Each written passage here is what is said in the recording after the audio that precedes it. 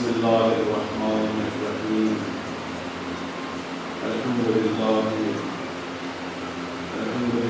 رب العالمين الحمد لله الذي جعل الحمد مفتاحا لذكره وسببا لمزيد من فضله ودليلا على أعلاه وعظمته الصلاة والسلام وتحية والإكرام على أشرف الخلائق أجمعين إمام المرسلين وخاتم النبيين سيدنا ومولانا أبي القاسم محمد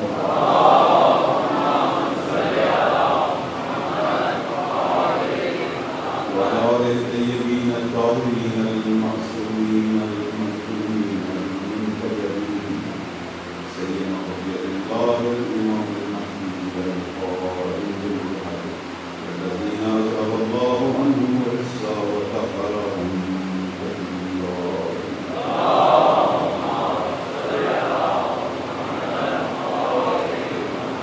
السلامة الدائمة على أعدائهم أجمعين يوم عذابهم ويوم الدين أما بعد فقد قال الله تبارك وتعالى في كتابه المجيد وهو أصدق القائلين أعوذ بالله من الشيطان الرجيم ومن قتل مظلوما فقد جعلنا لوليه سلطانا فلا يسرف في القتل إنه كان منصورا صدق الله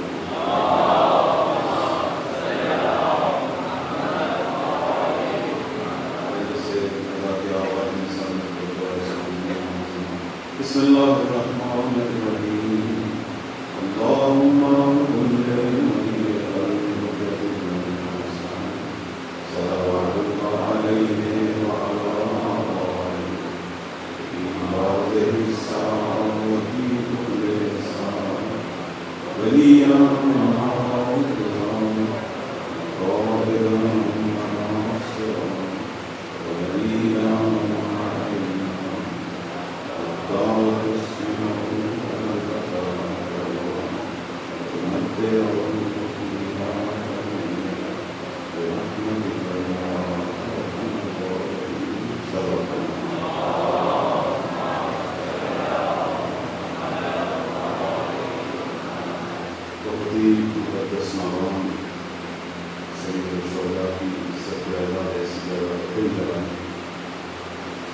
ہمارے بزرگان یہ کہا کرتے ہیں کہ جب بھی کسی جگہ پہ خیمہ اعلیٰ پپا ہو سید الشہداء کی سب اعلیٰ پپا ہو پروردگار اس کو 61 ہجری کی کربلا سے متصل کر دے اور جو رحمتیں وہاں نازل ہو رہی تھی وہی رحمتیں مجلس اعلیٰ پہ نازل ہو. اس لیے تو کہا جاتا ہے کہ جب بھی مجلس اعلیٰ پہ جائیں یہ نہ کہیں مجلس اعلیٰ پہ کہیں حسین کی کربلا میں جا،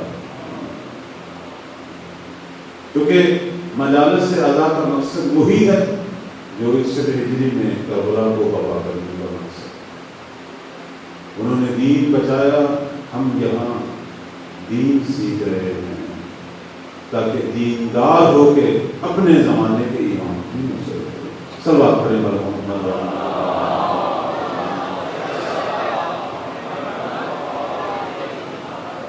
خصائص حسینیہ میں مرحوم شوستری بہت عظیم شخصیت ایک عجیب نقطہ جو ہے اس میں بیان کرتے ہیں. کہتے ہیں کہ جب بھی کسی جگہ پہ مجلس سے سید الشہداء بپا ہو، خدا کچھ ایسا اہتمام کرتا ہے کہ وہ قبہ سید الشہداء اس مجلس اعلیٰ کے اوپر آ جاتا ہے. یعنی حرم سید الشہداء خود اس مجلس سے اعلیٰ کے اوپر آ جاتا ہے. وہی قبہ یعنی وہ گنبد کہ جس کے نیچے دعائیں قبول ہوتی ہیں، پروردگار اس سے جہاں بھی خیمہ اعلیٰ بپا ہو اس قبہ کو وہاں قرار دے. ویسے سید الشہداء کا مقام جو روایات میں ہے وہ یہ ہے کہ فی قلوب من والاہ قبرہ، جو بھی حسین سے محبت کرتا ہے اللہ اس کے دل میں حسین کی قبر قرار دے. یہ تو ہر فرد کے لیے ہے، لیکن جب ایسے حسینی اکٹھے ہو جائیں تو خدا اس جگہ کو حرم حسینی قرار دے دے گا۔ یہ بہت مقدس ہے، یہاں دعائیں مستجاب ہوتی ہیں، خدا کے لیے پاک ارادوں کے ساتھ ہیں، اور جتنی دیر یہاں کوشش کریں اس جگہ میں کسی کی غیبت نہ ہو، کسی کی توہین نہ ہو، توبہ کی نیت سے ہیں، پاکیزگی کی نیت سے ہیں، اور پاک ہو کے جائیں، چونکہ یہاں ارواح انبیاء ہوتی ہیں، ملائکہ ہوتی ہیں۔ اللہ تعالیٰ ہمارے جوانوں کو، ہمارے بچوں کو اس طرح پاک کریں کہ مولا کی نگاہ کرم شامل حال ہو، اور یہ سرمایہ بنے مہدی زادہ کا۔ صلوات پڑھیں بر محمد و آلہ۔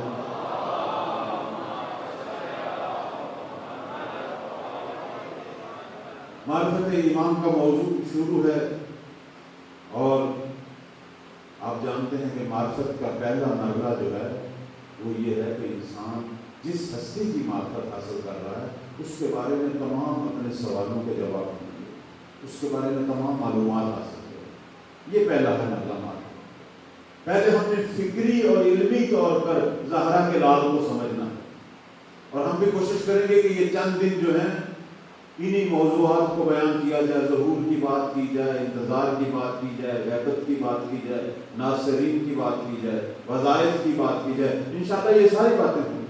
یہ ہے پہلا مرحلہ، لیکن یہ آغاز ہے معرفت، اختتام نہیں ہے۔ پہلے علمی اور فکری طور پر اپنے امام کو پہچانو، پھر اپنے دل کو امام سے متصل کرو، پھر قلب کا مرحلہ ہے، اور اس کے بعد عمل کا مرحلہ۔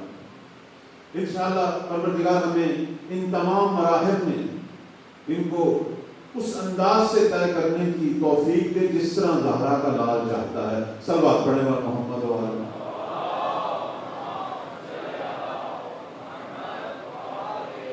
میں نے جس آیت کو سرنامہ کلام قرار دیا، ویسے تو آیات بہت ساری ہیں مولا کے بارے میں، جیسا کہ میں نے عرض کیا 200 سے زیادہ آیتیں ہیں زہرا کے لال کے بارے میں قرآن میں، لیکن میں نے جس آیت کو اپنی موضوع سخن قرار دیا یہ سورہ اسراء کی 33 نمبر آیت ہے۔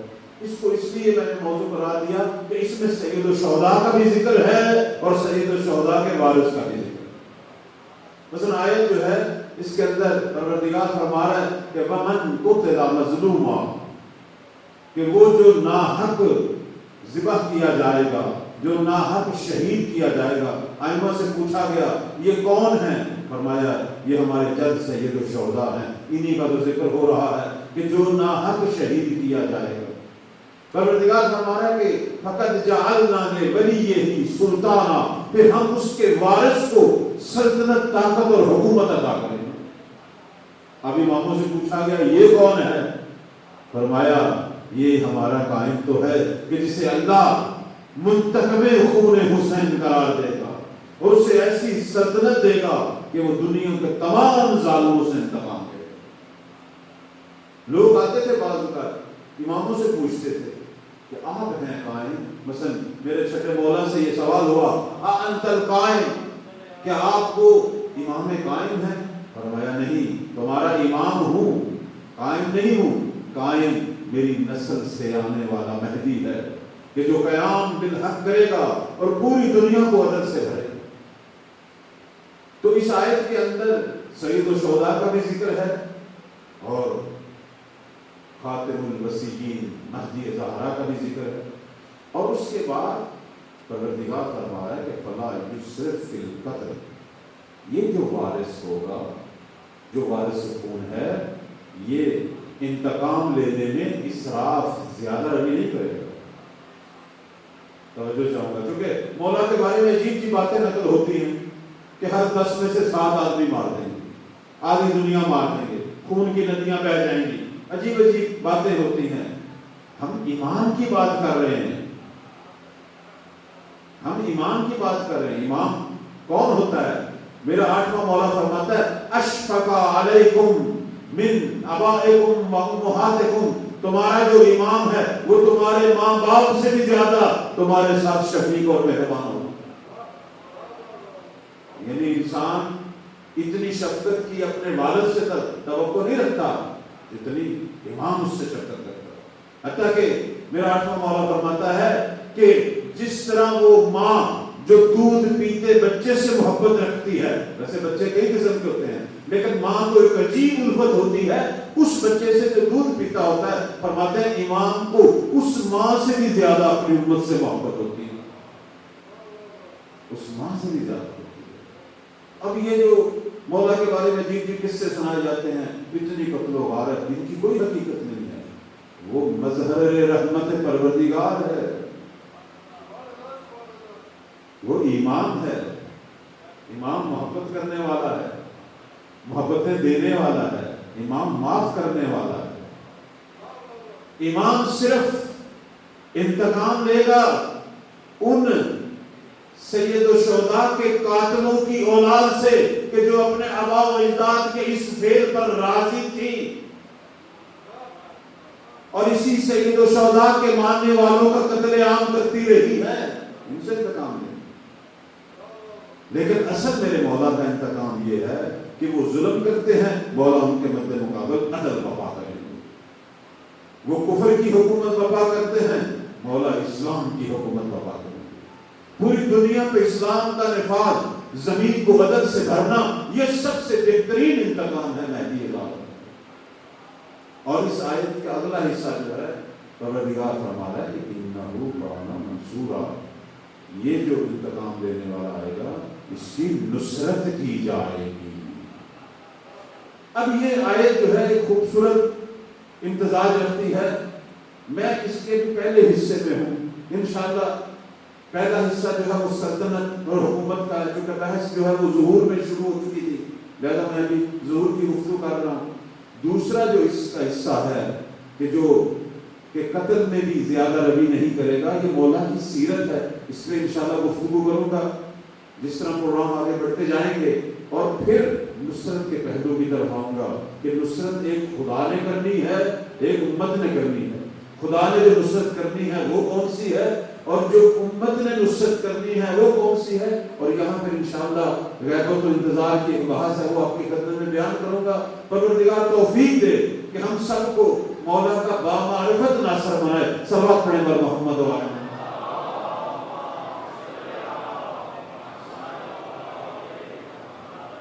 زمانہ ظہور جس کی گفتگو میں کل شروع کر چکا ہوں کہ کیسے مولا 7 مہینوں میں پوری دنیا پر اپنا تسلط جمائیں گے اور کس طرح اپنے علم سے دنیا کو فتح کریں گے. نہ کہ وہاں کوئی معجزہ ہوگا اور نہ کوئی ہم نے پیچھے والی دنیا میں چلے جانا ہے، گھوڑے والی دنیا میں. یہ ساری چیزیں میں کہہ چکا ہوں. ایک جو نقطہ میں یہاں بیان کرنا چاہتا ہوں وہ یہ کہ زمانہ ظہور وہ زمانہ ہے کہ جس کے لیے آدم سے لے کر اب تک جتنی ہماری تاریخ گزری ہے یہ ساری تمہید ہے اس دور کی. پتہ نہیں میری بات آپ جان چکے ہیں، سمجھ چکے ہیں؟ نہیں، بلکہ میں اس کو اور واضح کرتا ہوں. 1,24,000 نبی صرف اس لیے آیا ہے کہ اس حکومت کے لیے راہ ہموار کرے. اور پہلے امام سے 11واں امام بھی اسی لیے آیا ہے کہ اس حکومت کے لیے راہ ہموار کرے. یعنی یہ ساری تمہید ہے، ساری تمہید ہے کس زمانہ ظہور کی. اب یہ تمہید کئی ہزار سال پہ مشتمل ہے تو زمانہ ظہور اس سے بھی مطولانی ہوگا، اس سے بھی زیادہ ہوگا. دنیا نے بھی سنہرا دور دیکھنا ہے. ابھی دنیا میں وہ دور نہیں آیا، یہ تو ہماری آرزو ہے. ابھی وہ دور آنے والا ہے کہ جس کا انتظار ہمیں بھی ہے. اس سے پہلے بھی نبی بھی انتظار کرتے رہے، ہمارے پیغمبر بھی کرتے رہے، ہمارے ائمہ بھی کرتے رہے، ہم بھی نسل در نسل کر رہے ہیں. البتہ میں یہ بیان کروں گا کہ اس دور کو نزدیک کرنے میں اور دور کرنے میں ہمارا کردار ہے. اب بھی اگر تاخیر ہو رہی ہے اس کی وجہ خدا نہیں ہے. بعض لوگ یہ سمجھتے ہیں، عام طور پر جب مولویوں سے بھی خطیبوں سے علماء سے سوال ہوتا ہے کہ مولا کیوں نہیں ظہور کر رہے، تو ایک جواب جو دیا جاتا ہے وہ یہ دیا جاتا ہے کہ ابھی اللہ کی مرضی نہیں ہوئی، جب اس کی مرضی ہوگی ظہور ہو جائے گا. نہیں میرے عزیزو، میرے بھائیو، یہ جواب درست نہیں ہے. اللہ نے تو 1200 سال پہلے سے ہی مہدی زہرا کو دنیا میں بھیج دیا. 1200 سال پہلے سے بھیج دیا. وہ تو ظاہر ہیں اور جنہوں نے ان کی نصرت کرنی ہے وہ غائب ہیں. کبھی دنیا کو اس رخ سے بھی دیکھو, ہم ایک اور رخ سے دیکھ رہے ہیں. ہم یہ دیکھ رہے ہیں کہ مولا غائب ہے, ہم ظاہر ہیں. نہیں, وہ ظاہر ہیں, لیکن جن ناصروں نے آ کے نصرت کرنی ہے وہ بھی پردہ غیبت سے ظاہر نہیں ہوئے, کیونکہ ان کی صفات ہے, ان کی خصوصیات ہیں, وہ بھی سامنے نہیں آ رہے. بلکہ میں اسے یوں کہوں کہ آج کا حسین پتہ نہیں کب سے کربلا پہنچ چکا ہے, ابھی کوفہ سے ناصر نہیں آ رہے. یہ تو کب کا کربلا پہنچ, ہم نہیں نظر آ رہے, ہم ابھی متوجہ ہی نہیں ہوئے اپنے مولا کی طرف. غفلت کا عالم, عجیب غفلت کا عالم ہے. کل بھی ایک جگہ پہ میں نے یہ گفتگو کی کہ اتنی غفلت ہے ہمارے اندر اپنے زمانے کے امام کے بارے میں کہ شب و روز گزر جاتے ہیں, بعض اوقات ہمیں پتہ ہی نہیں ہوتا کہ ہم کس کی امت ہیں. شب و روز گزر جاتے ہیں. ایک جملہ اگر میں کہوں, آپ محسوس نہ کرنا ہے تو سخت ہے لیکن حقیقت ہے, ہم شیعہ تو ابھی تک امیر المومنین اور سید الشہداء کے زمانے میں رہ رہے ہیں. ابھی تک تو ہم مولا سجاد کے زمانے میں بھی داخل, توجہ ہے نا متر, ہم تاریخ کے ایک حصے میں رکے ہو. ممبر پہ جو بھی آتے ہیں وہ مولا علی کا ذکر ہوتا ہے, سید الشہداء کے مسئلہ ہونا چاہیے لیکن اکتفا نہیں ہونی چاہیے تھی. یہ ہستیاں ہمارے لیے الگو ہیں, اسوہ ہیں, ہم نے ان سے ہدایت لینی ہے. لیکن مجھے یہ بتاؤ, کل جس ہستی کے پیچھے تجھے پکارا جائے گا قیامت کے دن, وہ علی ہوں گے یا مہدی زہرا ہوں گے؟ توجہ ہے. آیت کہہ رہے نا, یوم ندعو کل اناس بے امام. ہر امام اپنے دور کا ایک امام, اس کا ایک وظیفہ ہے, ذمہ داریاں ہیں, وہ پورا کر کے جا رہا ہے. مولا علی بھی کھڑے ہوں گے روز معاشر, ان کے پیچھے سلمان ہے, ابو ذر ہے, یہ ہستیاں کھڑی ہوں گی. مالک ہیں, حسن مشتبہ بھی ہوں گے, ان کے پیچھے ان کی امت کھڑی ہوگی. صادق آل محمد کے پیچھے ان کی امت کھڑی ہوگی. ہم کن کے پیچھے کھڑے ہوں گے بھائی؟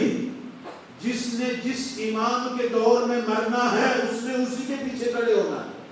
لیکن اس کا مطلب یہ نہیں ہے کہ وہ ہمارے امام نہیں ہیں, وہ ہمارے اعتقادی امام ہیں, لیکن ہمارا عملی اور فعلی امام کہ جس کے بارے میں قبر میں بھی سوال ہونا ہے اور روز محشر بھی سوال ہونا ہے, وہ یہی زہرا کا لال ہے کہ جس کی ہم امت ہیں.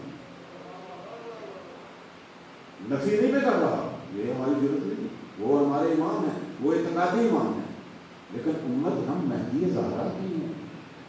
اور روز محشر سب سے بڑی امت زہرا کے لال کی ہے, مہدی زہرا کی, کیونکہ ان کا زمانہ ہی بڑا طولانی.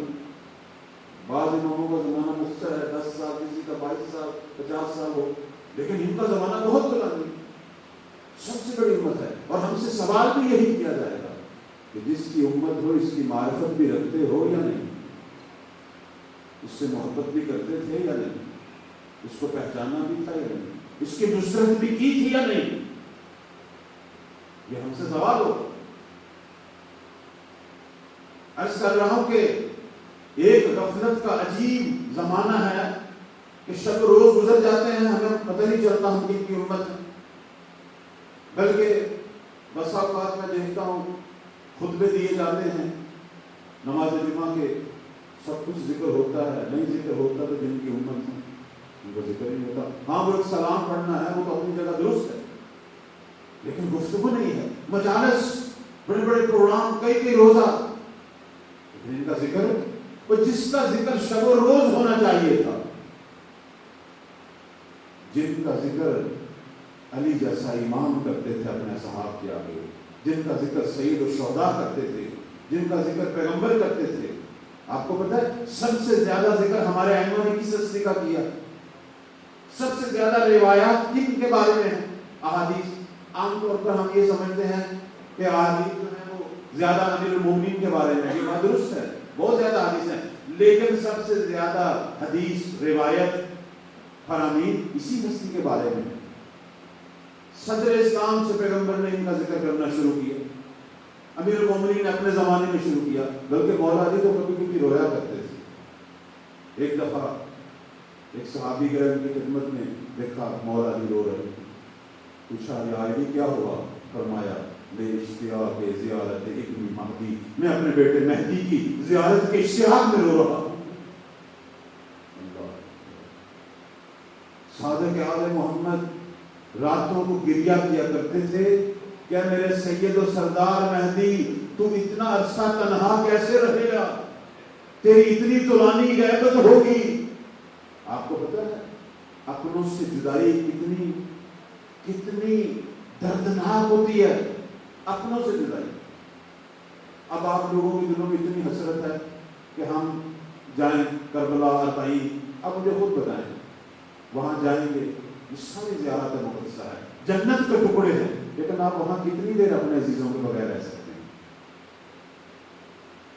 رہ سکتے ہیں ذرا، واپس آپ نے آنا۔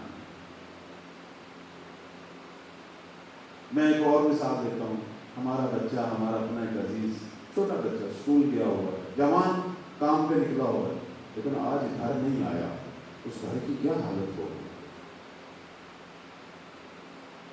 ماں باپ کی کیا حالت ہوگی، بہنوں کی، بھائیوں کی کیا؟ اگر ایک دن گزر گیا، دوسرے دن بھی نہ آئے اور تیسرے دن بھی نہ آئے، چوتھا دن بھی گزر جائے، اس گھر میں کوہرام بچہ ہوگا کہ وہ کہاں گم ہو گیا ہے ہمارا عزیز۔ پتہ ہے زہرا کے لال کو غیبت کے پردوں میں گم ہوئے کتنے 100 سال گزر گئے ہیں، کتنے 100 سال گزر گئے، لیکن کسی کو فکر ہے نہیں، ہمیں یاد ہی نہیں ہے کہ ہمارا کوئی امام کہ جن کی ہم ایک عجیب غفلت کا زمانہ۔ اور اس سے زیادہ عجیب بات یہ ہے کہ ہم لوگوں نے جب دعائیں بھی مانگنی ہوتی ہیں تو اپنے مولا کو دعاؤں میں بھی سب سے آخر میں رکھا ہوگا۔ کبھی تو دعاؤں میں ذکر ہوتا ہے اور کبھی اگر ہوتا ہے تو سب سے آخر میں، یعنی اللہ کی بارگاہ میں جب دعا کرتے ہیں تو خدا تو دیکھ رہا ہے اس کو کیا عزیز ہے، ہم صحت کی دعا مانگ رہے ہیں، رزق کی دعا مانگ رہے ہیں، پتہ نہیں کون کون سی دعا مانگتے ہیں، بعد میں کبھی یاد آ جائے تو کہتے ہیں ہاں ان کے ظہور میں بھی تعظیم ہے، پھر پوچھتے ہیں کہ کیوں نہیں ظہور ہو رہا، کیوں ظہور نہیں ہو رہا؟ کیسے ظہور ہو کہ جس امت کی آخری دعا مہدی زہرا کا ظہور ہو، خدا کیسے ان کے لیے ان کو ظاہر کرے؟ یہ تیری تو آخری ضرورت ہے، تیری اور ضرورتیں پتہ نہیں کون کون سی ہیں جو تو اللہ کی بارگاہ میں بیان کرتا ہے، پتہ نہیں کن کن ضرورتوں کو بیان کرتا ہے، تیری آخری ضرورت ہے، کیسے ظہور کرے؟ اللہ تو اس امت کے لیے ان کو ظاہر کرے گا کہ جو خدا کی بارگاہ میں تڑپ کر یہی دعا مانگیں گے کہ پروردگارا صحت تو دے تو تیرا شکر ہے، اگر نہ دے تیری آزمائش ہے، برداشت کر لیں گے، پیسہ آنے جانے والی چیز ہے، ہم یہ بھی برداشت کر لیں گے، اولاد تیری نعمت ہے، تیری امانت ہے، دے دے تیرا شکر، نہ دے کوئی مسئلہ نہیں، ہمیں یہ ساری چیزیں نہیں چاہیے، لیکن ہم سے یہ برداشت نہیں ہو رہا کہ زہرا کا لال ہمارے درمیان میں ہے اور ہم اسے دیکھ نہیں سکتے۔ جب ایسی اشیاء ظاہر ہوں گے نا، اس وقت زمانہ ظہور نزدیک ہوگا، اس وقت دنیا زہرا کے لال کو ظاہر ہوتا دیکھی، جب ہم تڑپ تڑپ کر سجدوں میں گر کر سب سے پہلے ان کے ظہور کی دعا مانگیں، سب سے پہلے ہماری طلب ہی وہ ہوگی، پہلی طلب اور آخری طلب یہی ہوگی، اور مولا بھی یہی کہتے ہیں۔ مولا سے جب بھی پوچھا گیا کہ بتائیں ہم کیا کریں، فرمایا اکثر دعا بتعجیل فرجی، میرے ظہور کے لیے کثرت سے دعا کرو، اور اس کے بعد مولا فرماتے ہیں فإن ذلک فرجکم، کیونکہ اگر میرے ظہور کی دعا مانگو گے تو اس میں تمہاری بھی ساری مشکلیں حل ہو جائیں۔ ہم عام طور پر اپنی چھوٹی چھوٹی مشکلوں کی دعا مانگتے ہیں نا، تو مولا کہتے ہیں کہ تو میرے ظہور کی دعا کر کہ تیری بھی مشکل حل ہوئے گی اور مشرق سے مغرب تک سارے مومنین کی مشکل بھی حل ہوگی، سب کی مشکلیں حل ہوگی۔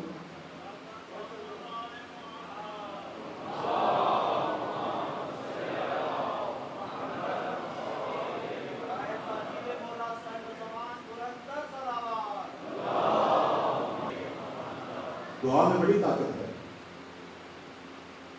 ہماری روایات میں آیا کہ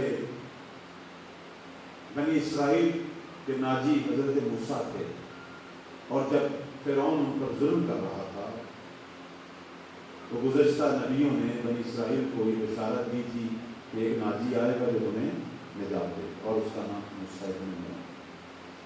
اب بنی اسرائیل نے ان کے لیے دعا کی، اور اتنی شدت سے دعا کرتے تھے کہ روایات میں یہ آیا ہے کہ موسیٰ کا ظہور 170 سال بعد ہونا تھا، لیکن ان کی دعاؤں کی وجہ سے اللہ نے 170 سال پہلے ظاہر کر دیا۔ دعا کے اندر کتنی طاقت ہے، لیکن ہماری تو آخری دعا ہے نا۔ کوشش کریں کہ اپنی پہلی دعا جو ہے وہ زہرا کے لال کا ظہور کرا دیں۔ صلوات پڑھیں بار محمد والا۔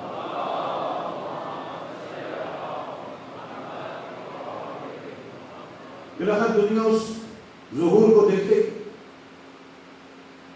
وہ زمانہ دنیا میں آنے والا ہے کہ میرے 8ویں مولا امام رضا سلام اللہ علیہ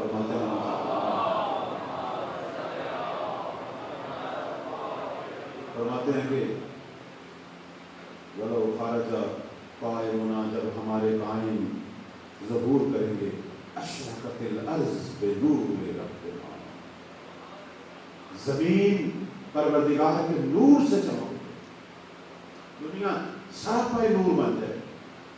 یہ جتنی تاریکیاں ہیں، یہ جتنے گناہوں کے اندھیرے ہیں، یہ جتنے کینہ اور بغض، یہ لڑائی جھگڑے ہیں، سب ختم ہو جائیں گے، دنیا نور خدا سے چمک گئی۔ فرماتے ہیں وضع میزان العدل بین الناس، مہدی زہرا لوگوں کے درمیان ترازو عدالت رکھیں گے کہ فلا یظلم احد احدا، کہ کوئی ظالم پھر کسی کے حق میں ظلم نہیں کرے گا۔ مولا دنیا سے ظالموں کو ختم کر دیا۔ آپ نے یہ مشہور جملہ تو سنا ہوگا خطیب حضرات سے کہ جب وہ زمانہ آئے گا شیر اور بکری ایک گھاٹ سے پانی، یہ تو آپ نے سنا، لیکن اس کا مطلب کون سا شیر اور بکری ہے؟ آیا یہ شیر اور بکری ہے جو جنگلوں میں رہتے ہیں؟ نہیں بھئی، وہ شیر اگر بکری کو نہیں کھائے گا تو اور کیا کھائے گا؟ وہ تو اللہ نے اس کی فطرت میں قرار دیا۔ اور بکری کھانا کوئی جرم تو نہیں ہے؟ آیا مومنین بھی کھاتے بکری؟ اتنی بکریاں مومنین کھاتے، یہ تو کوئی جرم نہیں ہے، یہ ظلم بھی نہیں ہے، اللہ نے یہ پیدا ہی ہمارے کھانے کے لیے۔ تو پھر اس کا مطلب کیا ہے؟ اس کا مطلب آج میں آپ کو بتاتا ہوں۔ مولا جو ہے وہ اشارہ کر رہے ہیں کہ شیر اور بکری ایک گھاٹ سے پانی پئیں گے، لیکن شیر بکری پہ حملہ نہیں کرے گا۔ یعنی اشارہ یہ کر رہے ہیں، ان جانوروں کی طرف اشارہ نہیں کر رہے، فرمائے انسانوں میں جو درندہ مزاج لوگ ہوں گے، انسانوں میں جو مزاج کا فرق ہوتا ہے، بعض کا مزاج ہی درندہ ہے، ہر ایک کو تنگ کرنا، ہر ایک کو اذیت کرنا، کچھ جو ہے وہ اپنے کام سے کام رکھتے ہیں۔ فرماتے ہیں کہ ہمارے قائم کے زمانے میں کسی حیوان مزاج، کسی درندہ مزاج ظالم کو یہ جرت نہیں ہوگی کہ کسی مظلوم کو ٹیڑھی آنکھ سے دیکھے، یہ مراد ہے۔ لیکن دنیا میں یہ دور آنے والا ہے، اور اس دور کے بارے میں جیسا میں نے عرض کیا، یہ ساری تمہید ہے۔ پچھلے ہمارے ائمہ، پچھلے انبیاء کی تبلیغ صرف تیاری ہے، پیغامات پہنچائے جا رہے ہیں، بشارتیں دی جا رہی ہیں، مسلسل بشارتیں دی جا رہی ہیں۔ ایک بشارت آج آپ کو سید الشہداء جن کی صف اعضاء پہ بیٹھے ہیں، ان کے لسان مبارک سے سناتا ہوں، صلوات پڑھیں بر محمد۔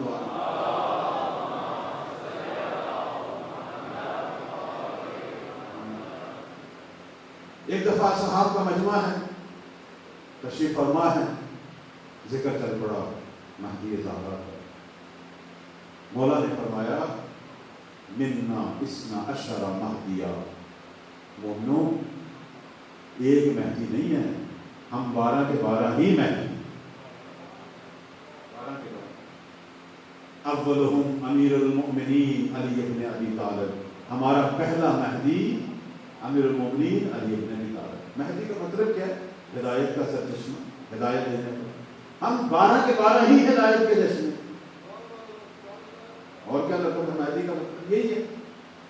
فرمایا کہ ایک مہدی نہیں ہے، ہم 12 کے 12 ہیں، پہلے علی ہیں، فرماتے ہیں وآخرہم التاسع من ولدی، اور وہ جو آخری مہدی ہے وہ میری نسل میں سے میرا 9واں فرزند ہے۔ اس کے بعد فرماتے ہیں هو القائم بالحق، وہ صرف مہدی نہیں ہے بلکہ وہ ہے کہ جو حق کی خاطر قیام کرے۔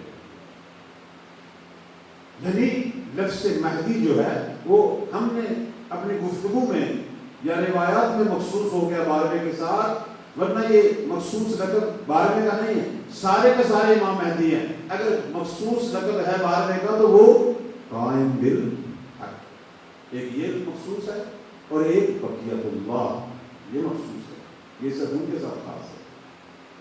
اور کہتے ہیں کہ جب زمانہ ظہور بپا ہوگا اس وقت مولا اپنا تعارف بھی اسی لقب کے ساتھ کرائیں گے کہ انا بقیت اللہ فی ارضہ، کہ میں زمین پر اللہ کا باقی ماندہ، اللہ کا ذخیرہ ہوں۔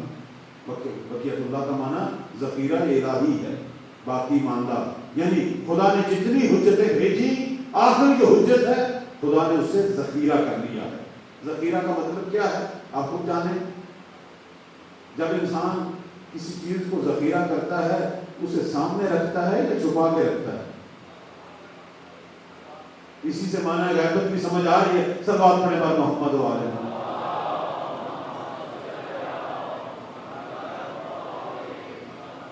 جب اپنا تعارف بقیت اللہ سے کروائیں گے تو اس وقت زمانہ ظہور کے جو مومنین ہوں گے وہ مولا کو اسی لقب سے سلام کریں گے۔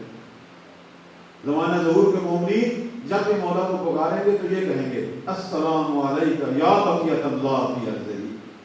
پروردگار ہم کو بھی یہ توفیق دے کہ ہم اس زمانے کو دیکھیں اور مولا کو اس لقب سے پکاریں۔ درود پڑھیں پر محمد و آلہ۔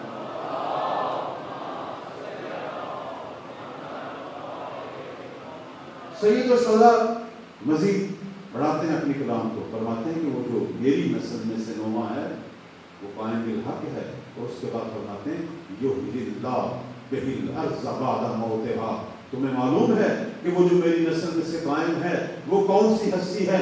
یہ وہ ہے کہ جس کے وجود کی برکت سے خدا مردہ زمین کو دوبارہ زندہ کرے گا۔ زمین مردہ ہو چکی ہوگی، خدا اسے زندہ کرے گا۔ اور یہ سورہ حدید کی آیت بھی ہے کہ ان اللہ یحیی الارض بعد موتہا، خدا زمین کو مردہ ہونے کا بعد زندہ کرے گا۔ پوچھا گیا، فرمایا ائمہ نے کہ یہ آیت ہمارے قائم کے بارے میں ہے، کیونکہ وہ ذات ہے کہ جس کے وجود کی برکت سے اللہ زمین کو زندہ کرے گا۔ کیسے زندہ کرے گا؟ معصومین فرماتے ہیں زمین جو لوگوں کے گناہوں اور ظلم کی وجہ سے مردہ ہو چکی ہوگی، پروردگار قائم کی عدالت سے اسے دوبارہ زندہ کرے گا۔ اور اس کے بعد سید الشہداء بعد والی صفت فرماتے ہیں وَيُظْهِرُ اللَّهُ بِهِ الدِّينَ عَلَى الدِّينِ كُلِّهِ وَلَوْ كَرِهَ الْمُشْرِكُونَ۔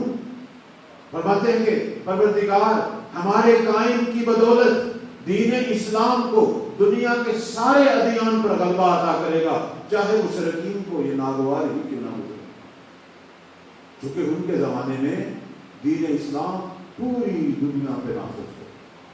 پوری دنیا میں ایک ہی صدا آئے گی، ایک ہی آذان آئے گی دنیا کے ہر گوشے سے۔ یہاں میں تھوڑی سی وضاحت، ابھی فرمان باقی ہے لیکن درمیان میں ایک وضاحت ہے وہ میں بیان کر دیتا ہوں۔ مولا جو ہے وہ عدالت برپا کریں گے، کسی کو زبردستی مسلمان نہیں کریں گے۔ توجہ چاہیے، امام جو ہیں جتنی بھی احادیث آئی ہیں ان میں یہ آیا کہ مولا زمین کو عدل سے بھرنے کے لیے آ رہے ہیں، لیکن کسی کو زبردستی مسلمان ہی کریں گے۔ یہ جو آج کل مختلف قسم کی تحریکیں چلتی ہیں، طالبان ہے، داعش ہے، یہ بھی اپنے آپ کو کہتے ہیں کہ ہم مہدی کے ناصر ہیں، یہ مہدی کے ناصر بن کے آئے ہوئے ہیں۔ کبھی غور فرمائیں، یہ سارے پہلے تو ہمیں کالے کپڑوں کی وجہ سے، کالے اماموں کی وجہ سے ہمیں کیا کچھ کہتے تھے، آج یہ کیوں سیاہ لباس اور سیاہ امامے پہن کر آئے ہوئے ہیں؟ کیونکہ ان کی روایتوں میں لکھا ہے کہ مہدی کے لشکر کا لباس سیاہ ہوگا۔ ان کی کتابوں میں یہ لکھا ہے کہ مہدی کا لشکر جو ہے اس کا لباس سیاہ ہوگا۔ وہ سیاہ اس لیے ہوگا کہ وہ سوار ہو کے سید الشہداء، یہ ہمیں آج تک تو سیاہ کپڑوں سے روکتے آئے، تو آج انہوں نے کیوں سیاہ کپڑے پہنے ہوئے ہیں؟ کیونکہ یہ اپنے آپ کو سمجھتے ہیں کہ ہم مہدی کے ناصر ہیں۔ ابھی یہ میدان میں آ چکے ہیں، لیکن مولا ان کی وجہ سے ظہور نہیں کرے گا۔ کیوں؟ یہ تو ناحق لوگوں کا قتل عام کر رہے ہیں اسلام کے نام پہ، بلکہ اپنے مسلکی اور فرقی تعصب کی بنا پہ لوگوں کو قتل کر رہے ہیں۔ حالانکہ مولا نے کسی دین اور مکتب کی وجہ سے کسی کو نہیں مارا، کیونکہ قرآن یہ کہہ رہا ہے لا اکراہ فی الدین، دین میں کوئی اکراہ، کوئی زبردستی نہیں، کیونکہ زبردستی کا جو دین ہے نہ اس کے لیے مفید ہے نہ امام کے لیے مفید ہے۔ امام نے کسی کو زبردستی مسلمان نہیں کرنا، تو پھر کس طرح دین اسلام پوری دنیا میں نافذ ہوگا؟ ہاں وہ ایسے ہوگا کہ جب مولا عدالت کو نافذ کریں گے اور میرے امام کی سیرت کو دیگر ادیان والے دیکھیں گے اور دنیا دیکھے گی کہ یہ دنیا کا حاکم، یہ دنیا کا عظیم عادل حاکم، یہ زہرا کا لال کس طرح مظلوموں کی خدمت کر رہا ہے، کس طرح محتاجوں کی خدمت کر رہا ہے، اور کس طرح لوگوں کو ظالموں کے شر سے دور کر رہا ہے، تو وہ خود بخود آئیں گے، کہیں گے اے مہدی زہرا جو تیرا دین ہے وہ ہمیں بھی پڑھا، ہم تیرے دین پر زندگی گزارنا چاہتے ہیں۔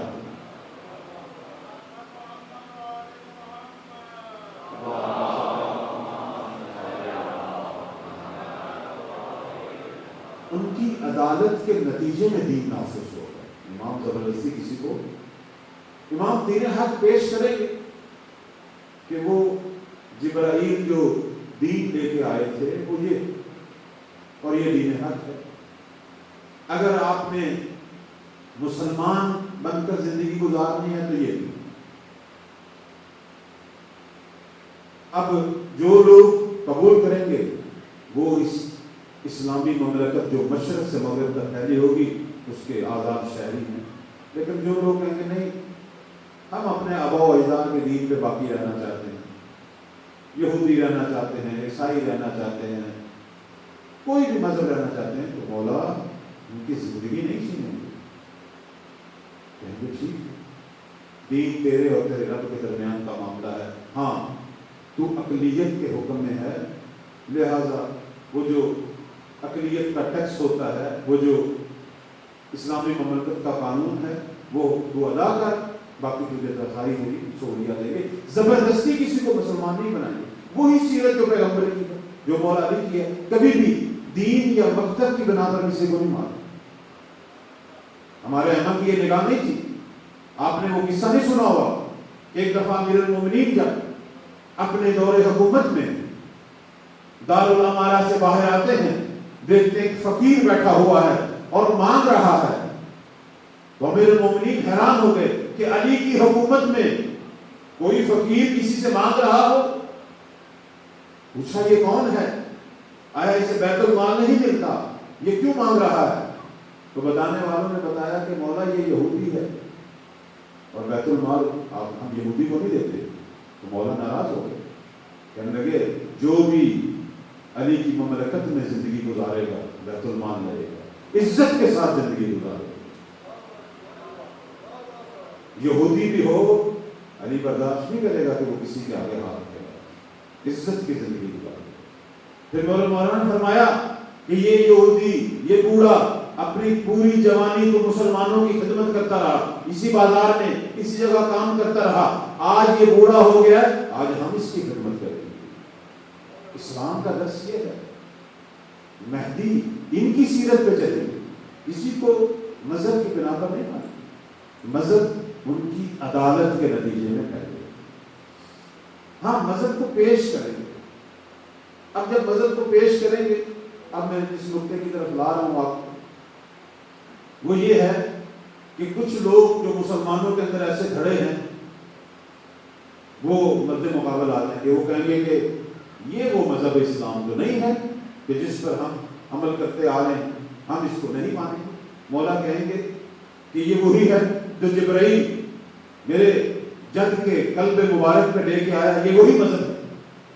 ہاں تم نے پوری تاریخ کے اندر بدعتیں ڈال ڈال کر اس کو کئی حصوں میں تقسیم کر دیا، کئی فرقوں میں تقسیم کر دیا، اور مہدی تو وہ ہے کہ جو بدعتوں کو مٹانے والا ہے اور سنتوں کو زندہ کرنے والا۔ ان کی تعریف میں یہی ہے کہ وہ ہر بدعت کو مٹائیں گے۔ بدعت کیا ہے؟ یعنی ایسی رسم، ایسا عمل کہ جو دین کا حصہ نہیں ہے ہم اسے دین کا حصہ بنا لیں، وہ بدعت ہے۔ اور جب بھی کوئی بدعت آتی ہے ایک سنت پیغمبر مٹ جاتی ہے۔ تو مولا جب آئیں گے بدعتوں کو ختم کریں گے اور سنتوں کو زندہ کریں گے۔ فرمائیں گے اگر تم نے مسلمان رہنا ہے تو یہ ہے دین۔ اب اس میں وہ کہیں گے نہیں ہم تو اسے نہیں مانتے، بلکہ مولا کی طرف کہیں گے یاتی بے امر جدید، ہماری روایات میں کہ یہ کوئی نیا دین لے کے آ گیا ہے، یہ کوئی یاتی بے کتاب جدید، یہ کوئی نئی کتاب لے کے آیا ہے۔ نہیں، مولا نئی کتاب نہیں لے کے آئیں گے، کتاب وہی ہے، دین وہی ہے، لیکن وہ دین جسے طول زمانے گزرتی ہوئی تاریخ میں ہم لوگوں کے خیالات اور ہمارے وہم و گمان اور ہماری جھوٹی رسموں نے چھپا دیا تھا، مہدی اس ساری خاک کو ہٹا کے اصل دین کو، اس روشن چہرے کو ظاہر کرے گا۔ کہیں گے یہ نیا نہیں ہے، وہی ہے، تمہیں نیا لگ رہا ہے۔ اب یہاں ایک نقطہ جو بیان کروں گا وہ یہ ہے، یہ سننے والا ہے کہ جس کی خاطر یہ ساری تمہید اور یہ میں نے حدیث بیان کی۔ البتہ یہ جو حدیث سید الشہداء کی میں بیان کر رہا ہوں یہ پوری بیان نہیں ہوئی، انشاءاللہ توفیق ہوگی تو اسے باقی کل بیان کروں گا، لیکن اصل اس نقطے کی طرف آنا چاہتا ہوں وہ یہ کہ جب مولا دین کو پیش کریں گے تو جس طرح باقی بھائیوں کے کچھ گروہ مولا کے مد مقابل آئیں گے، شیعوں میں سے بھی ایک گروہ زہرا کے لال کے مد مقابل آ جائے گا۔ توجہ جانو، وہ کہیں گے کہ آپ نے جو دین پیش کیا ہے یہ وہ دین تو نہیں تھا جس پہ ہم عمل کرتے تھے، جس پہ ہمارے آباء و اجداد عمل کرتے تھے، اور ہم یہ رسومات نہیں چھوڑیں گے جو آپ ہمیں کہہ رہے ہیں چھوڑنے کو۔ مولا انہیں سمجھائیں، کہیں گے میں تمہارا امام ہوں، جب میں کہہ رہا ہوں کہ دین حق یہ ہے، مکتب اہل بیت یہ ہے، تو پھر قبول کرو۔ وہ کیا کہیں گے؟ یہ روایت کے جملے ہیں، میرے لفظ نہیں ہیں، احادیث میں پورا نقشہ ظہور کا پہنچا ہوگا۔ جب ہم احادیث کو کھولتے ہیں تو ظہور کی ہر بات ہمارے سامنے ہے۔ تو وہ شیعہ اس زمانے کے، البتہ وہ چھوٹا سا گروہ ہوگا، اکثر شیعہ اپنے مولا کے ساتھ ان کے ناصر ہیں، لیکن وہ گروہ وہ کہیں گے کہ نہیں ہم تجھے مہدی نہیں سمجھتے، ہم تجھے زہرا کا لال ہی نہیں سمجھتے، انکار کر دیں گے۔ اللہ اکبر، کہیں گے ہم تجھے زہرا کا لال نہیں سمجھتے، تو اگر زہرا کا بیٹا ہوتا ہمیں ان کاموں سے نہ روکتا۔ بہت توجہ جانو، اور یہاں پہ اکتفا نہیں کریں گے بلکہ مسلح ہو کے مہدی سے جنگ کرنے کے لیے میدان میں آ جائیں گے، اور ان منحرفین سے جنگ ہوگی اور یہ سارے جہنم واصل ہوں گے۔ یہ لوگ اب بھی ہمارے درمیان میں ہیں، کون ہیں؟ ان کا ایڈریس کیا ہے وہ میں بتاتا ہوں۔ جو آج امام زمانہ کے نائبین کے مد مقابل کھڑے ہیں اور ان کی توہین کر رہے ہیں، کل یہی زہرا کے لال کے مد مقابل کھڑے ہیں۔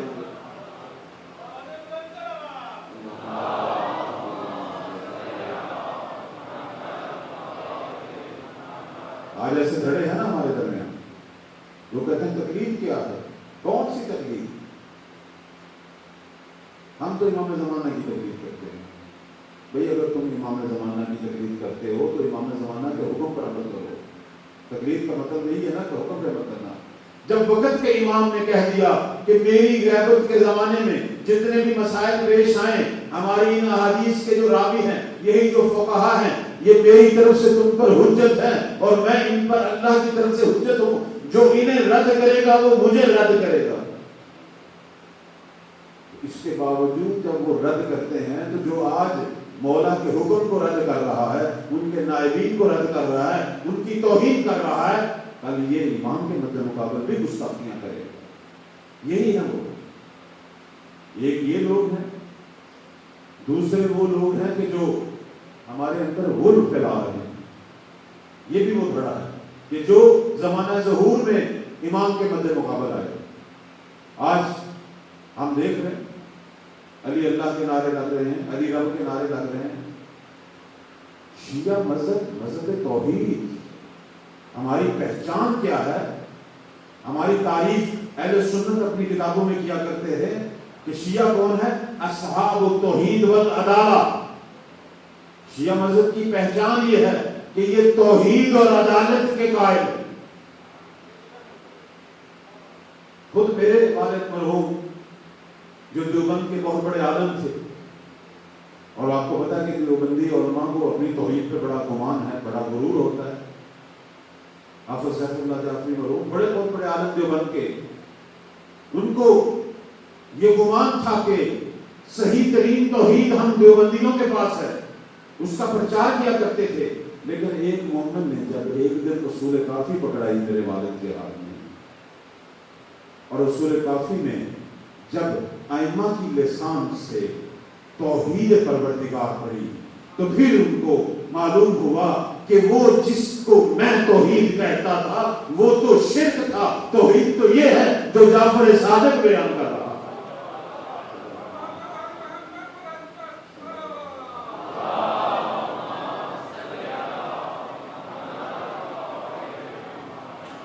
یہ توحید پڑھ کر وہ شیعہ ہو. توحید نے میرے والد کو شیعہ کیا. توحید صرف توحید، جس مذہب کی توحید اتنی بلند، اس مذہب کے باقی ارکان بھی بلند. اور واقعاً توحید ہمارے پاس ہے اور کسی کے پاس نہیں. میں اس کی مثال دیتا ہوں. ہمارے بھائی یہ کہتے ہیں کہ اللہ کا جسم ہے، شیعہ کہتا ہے کہ خدا جسم و جسمانیت سے پاک ہے. جسم محدود کرتا ہے، جسم دیکھا جاتا ہے. خدا لامحدود ذات ہے. یہ ہمارے امن کو بتایا. خدا منزہ ہے جسم سے بھی، تشبیہ سے. وہ کہتے ہیں کہ خدا قیامت والے دن دیکھا جائے گا.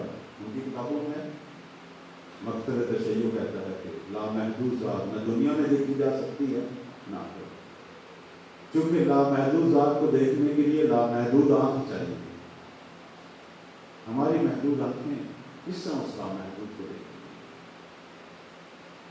تو اس کا مطلب ہے کہ پھر وہ جسے خدا سمجھ رہے ہیں، توجہ چاہوں گا کہ جس کو پھر وہ خدا سمجھ رہے ہیں کہ جس کا جسم ہے، جو دیکھا جا سکتا ہے، جس کی ٹانگ ہے، جو جہنم میں جب جہنم کفار ڈالے جائیں گے، مشرکین ڈالے جائیں گے، اور وہ کہے گی حل من مزید، خدا پتھر بھی ڈالے گا اور جہنم کا پیٹ نہیں بھرے گا، اور پھر خدا اپنی ٹانگ ڈال کر اس کا پیٹ بھرے گا. جس کو وہ خدا سمجھتے ہیں وہ خدا نہیں، وہ ہمارے خدا کا کوئی شریک ہے. مکتب تشیع مکتب توحید ہے. اور ایک عجیب المیہ یہ ہے کہ اب ہمارے مکتب کے اندر ایسے عناصر آ گئے ہیں کہ جو ہمارے ہی ائمہ کو، کہ جو توحید کے دائی ہیں، جو توحید کا نمبردار ہیں، ان کو اللہ کا شریک بنا کر پیش کر رہے. اللہ ایک شخص آیا میرے 8ویں امام مولا امام علی رضا سلام اللہ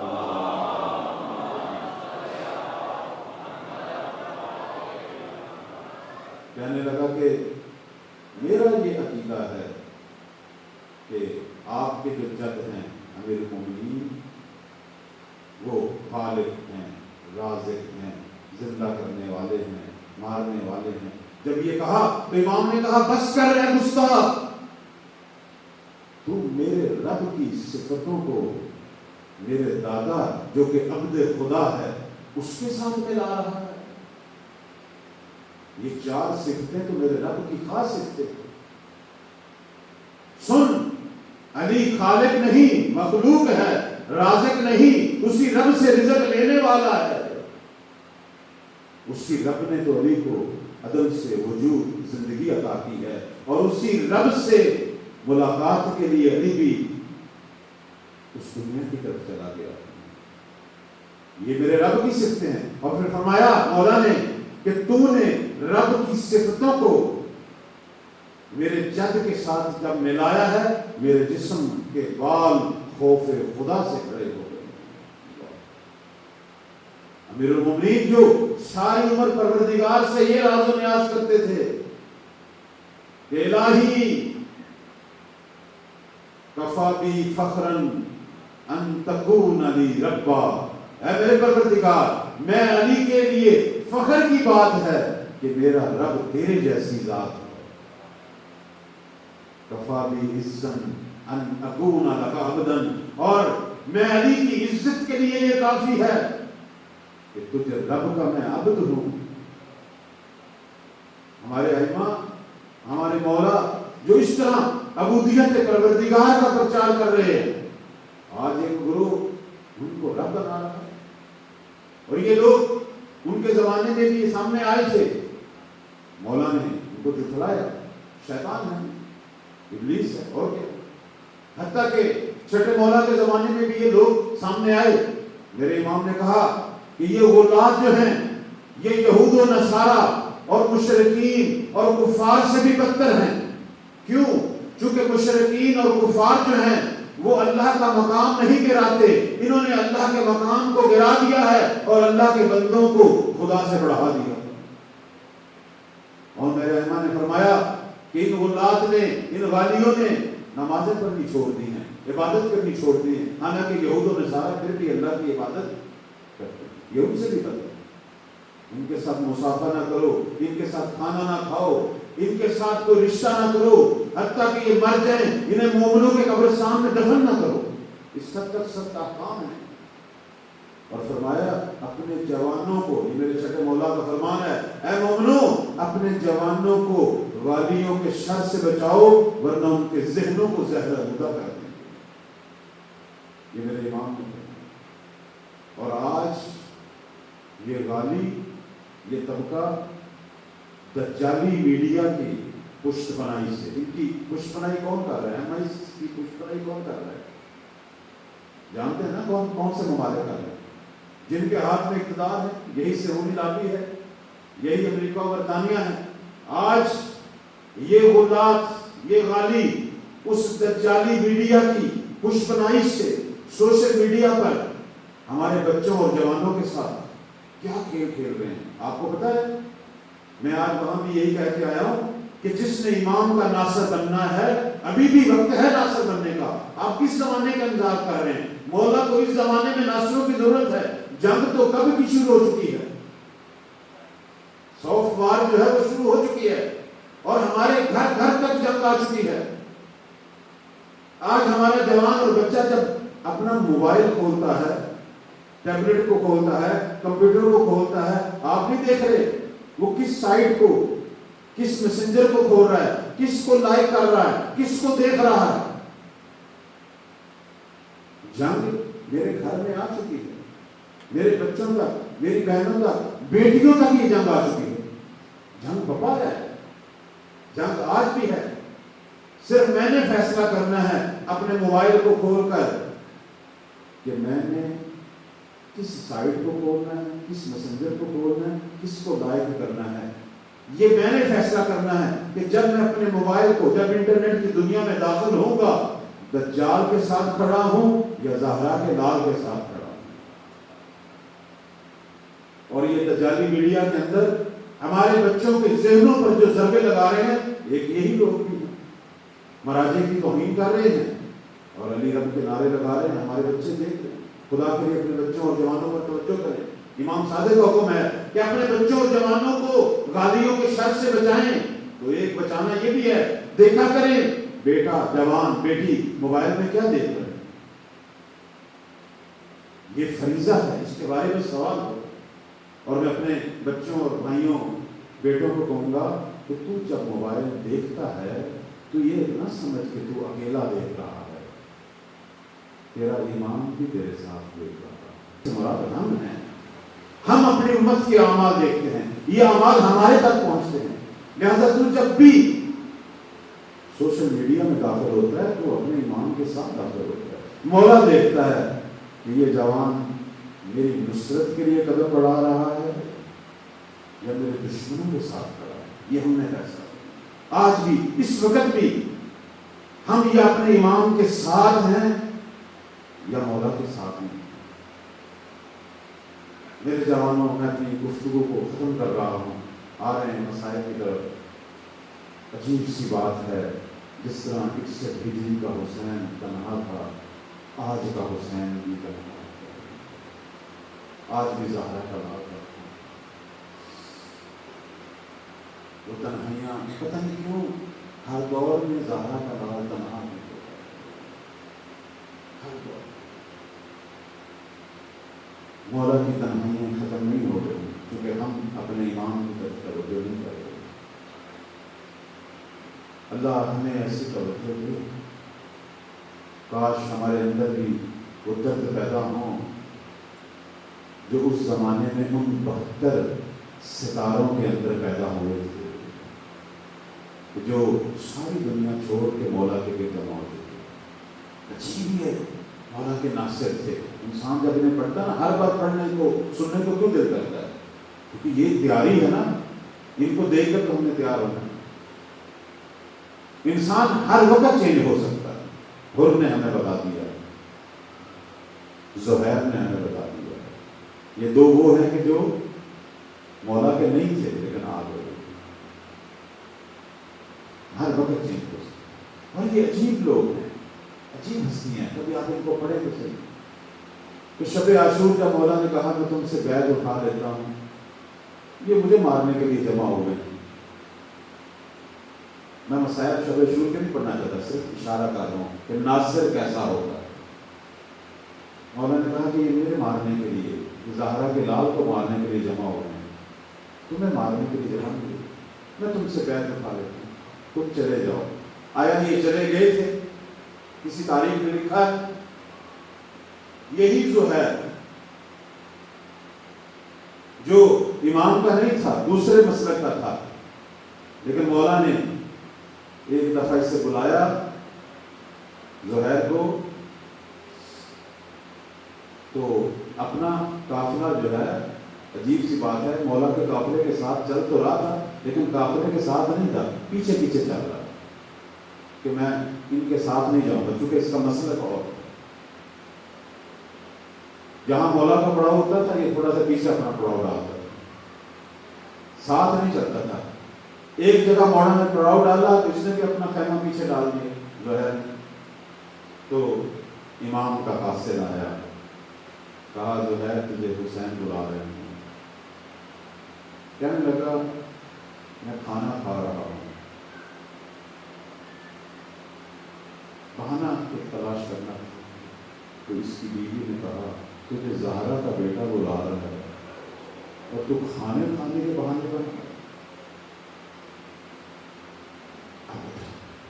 اب جب گیا چند لحظے مولا کے پاس رہا، واپس آیا، کہنے لگا اے بیوی تجھے میں آزاد کرتا ہوں، تیرا یہ سارا پیسہ دولت لے کے تو گھر چلی جا، تو بھی آزاد ہے، میں اب زندگی کے باقی ایام حسین کا غلام بن کے رکا۔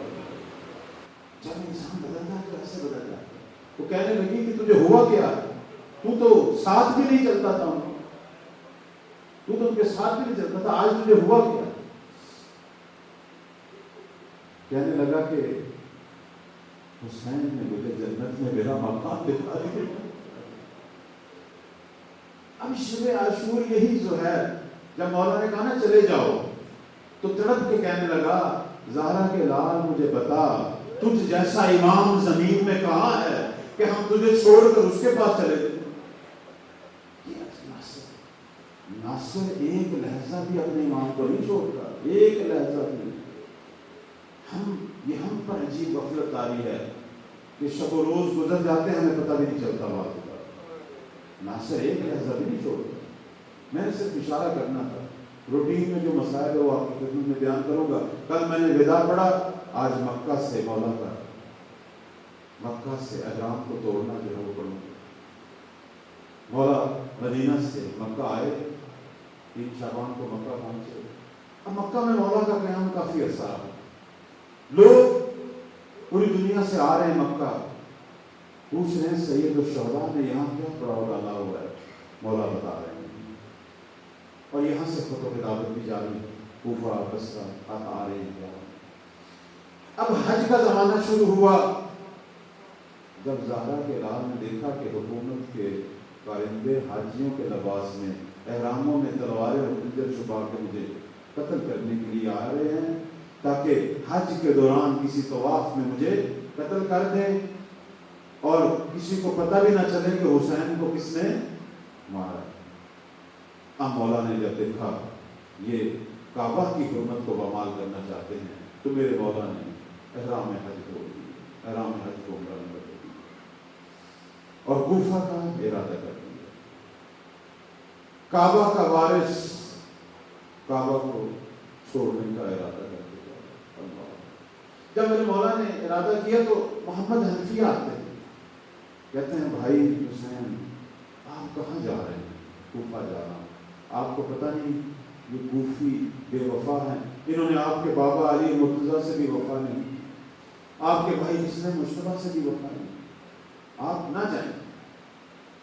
مولا نے فرمایا اچھا میں سوچتا ہوں۔ اگلے دن محمد حنفیہ وضو کر رہے تھے کہ انہیں پتہ چلا کہ سید الشہداء نے قافلہ تیار بھی کر لیا ہے اور چلنے کے لیے تیار ہیں۔ دوڑتا ہوا آیا، آپ کے مولا کے گھوڑے کی لگام کو پکڑا، کہا بھائی حسین کل ہی تو بات ہوئی تھی، تو آج ایک دم کیا ہو گیا، کیوں جانے کے لیے تیار ہیں؟ کہا بھائی حنفیہ، محمد حنفیہ، رات میں نے خواب دیکھا ہے اور خواب میں نانا کو دیکھا ہے اور نانا یہ کہہ رہے ہیں کہ حسین شاء اللہ ان یراک قتیلا، حسین خدا کی مشیت یہ ہے کہ تجھے اس راہ میں خدا شہید اور خون میں غلطہ ہونا دیکھنا چاہتا ہے۔ اجر کو میرے خون کی ضرورت ہے دین خون کی۔ محمد حنفیہ نے جب یہ دیکھا کہ حسین نہیں رکنے والے تو کہنے لگے اچھا مردوں کا کام لڑنا ہے، خون دینا ہے، آپ اگر جانا چاہتے ہیں تو چلے جائیں، لیکن بہن زینب و کلثوم کو تو ساتھ لے کے نہ جائیں، ان کو کیوں ساتھ لے کے جا رہے ہیں؟ اجر کو مندہ فرمایا بھائی محمد حنفیہ شاء اللہ ان یراہن سبایا، پروردگار ان کو بھی قید و بند کی اسیری میں دیکھنا چاہتا ہے۔ دین کو فقط حسین کے خون کی ضرورت نہیں ہے، زینب و کلثوم کی اسیری کی بھی ضرورت ہے۔ میں یہاں سے تھوڑا سا رخ پھیرتا ہوں، کہوں گا مولا آپ نے یہ کہہ دیا، اور واقعاً اگر زینب و کلثوم کی اسیری نہ ہوتی اور بیویوں کے خطبے نہ ہوتے شاید دنیا حسین کو فراموش کر چکی ہوتی۔ یہ ان کی اسیری اور ان کے خطبے اور ان کی مظلومیت تھی کہ واقعہ کربلا آج تک بیان ہو رہا ہے۔ لیکن میں کہوں گا بہت معذرت سے سید الشہداء آپ نے کہہ تو دیا، لیکن آپ نے ایک دن بھی زینب و کلثوم کی اسیری نہیں دیکھی۔ میرا سلام ہو امام سجاد پہ، اجرکم اللہ۔ سید سجاد کا مزاج کیا ہوتا تھا؟